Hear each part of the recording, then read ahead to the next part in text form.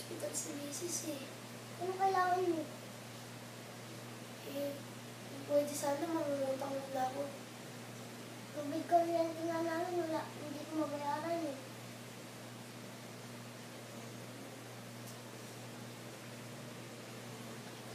Dami dumadaan ang problema sa buhay ko.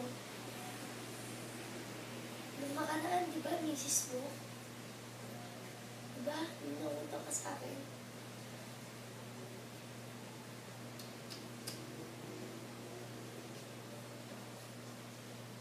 Sige na. Kahit maliit lang. Sige na. Salamat, maraming salamat. Best friend talaga tayo.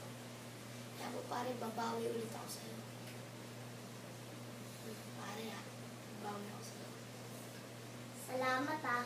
Salamat.